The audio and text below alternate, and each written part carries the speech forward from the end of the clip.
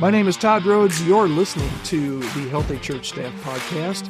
Thanks so much for joining us. I'm one of the co-founders over at Chemistry Staffing. Hey, if you haven't checked us out at Chemistry Staffing, we're over at chemistrystaffing.com, and we serve church staff members just like you every day with a lot of different things. So go check us out if you could. Hey, this week we've been talking about the book written by Cal Newport called Deep Work. And we started on Monday with talking a little bit about the differences between deep work and shallow work. And then so far this week, we've talked about how your work, specifically as a church staff member, is some of the most difficult work in the world. Yesterday, we talked about, and if you haven't listened to these, go back and listen to them wherever you listen to podcasts. Yesterday, we talked about how your work as a church staff member is some of the most important work in the world. Today, and I'm excited about this because this is where it gets really practical and really soul-stirring, at least for me. Your work as a church staff member, I don't care what role you're in, whether you're a senior pastor or you're an associate pastor, whatever your ministry role is at the church, your work is some of the most fulfilling work in the world. And church work, we said yesterday that there are easier places to work, there are more stable places to work, you can make a lot more money working someplace, chances are, than where you are in your church. But church work can still be some of the most fulfilling work in the world. But other times, can we be honest? It's just you and me here talking. Sometimes church work can seem, it should seem fulfilling, but it seems maybe a little boring, a little mundane, right? Sometimes. And when there's momentum, when you're seeing results, it's thrilling. But when you're in a grind, when everything's just ho-hum, it's hard to feel motivated or to feel fulfilled. And we've got a lot of things to distract us. We've got conflict. We've got church politics. Every church has hard people. Every church has people that are going through really hard situations, difficult situations. They need our counseling. They need our advice. They're constantly coming at us to have some of our time. And all of these situations over time wear on us. And a lot of these situations cause us not to dig in, we've talked about either kind of zoning out or leaning in. A lot of these things, because they're heavy at times, cause us to zone out rather than lean in. And shallow work is the result of zoning out.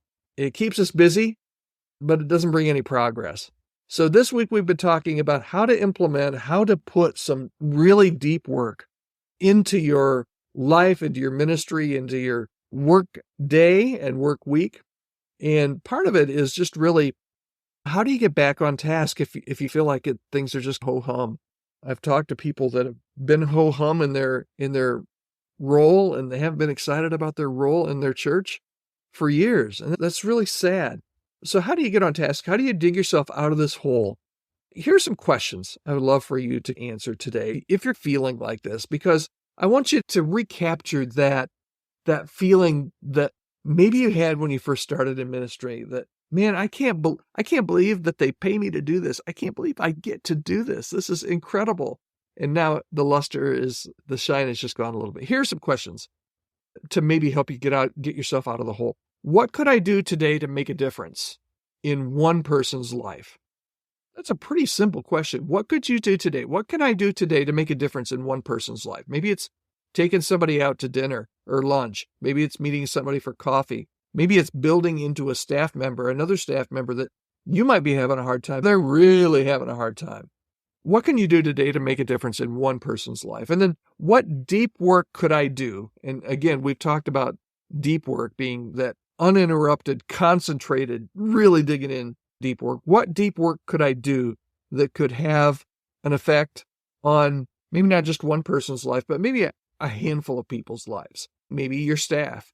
Maybe what could you do today? What kind of deep work could you do today that could have a real meaningful effect on your staff or your board or your small group or a group of volunteers? Is there some kind of deep work that you could schedule, that you could do today or this week, today or tomorrow, that could have a meaningful, measurable effect on a handful of people's lives? And then what could you do if you really put your mind to it?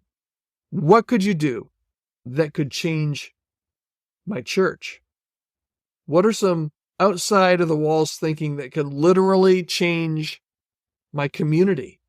These kind of questions don't get answered when you're doing shallow work. These kind of questions get answered. The dial gets moved when you really lean in and do hard, deep work. Now, some of you are not visionaries, and I get that, and that's okay. But all of you, every person that's listening, got into this whole working in a church thing to change lives. You don't have to have vision to make a difference in somebody's lives. You don't have to be the most dynamic leader. You don't have to be the charge the hill guy or gal all the time to change people's lives. But that's really what we got into it for. The calling of God to spread the gospel message and to change lives. So let's get to it. Let's get to it. And you're not going to have a great effect if you're only doing shallow work. So put your mind to it. Let's get to some deep work. You'll never, ever get to the important things if you're always doing the urgent things. And you need to take time to make time and challenge yourself to think about the big picture. Maybe today is a great day, particularly if, like I said, you're one of those that just feels like things are just blah, things are mundane, there's no momentum. What am I doing here? Think about the big picture. Could be a great time to revisit your calling. What could you try that you haven't? And again, that question, what could I try that I haven't tried?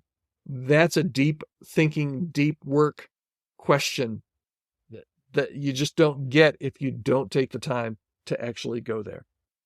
All right, so here's the call to action again for today. I want you to try and schedule, I don't know what time you're listening to this, try and schedule an hour today. Yep, today. Plan it out. What is one thing, 2 questions for you. What's one thing I could do to change the life of one person? And then what is one thing that I could start doing today that could change the lives of a few? That's your deep work challenge for today. Tomorrow, I hope you'll join us as we end the series and end the week. We're going to be talking about taming your use of social media and how that may help you to be able to do the important and the valuable work that you do as a church staff member every day. We'll talk to you tomorrow.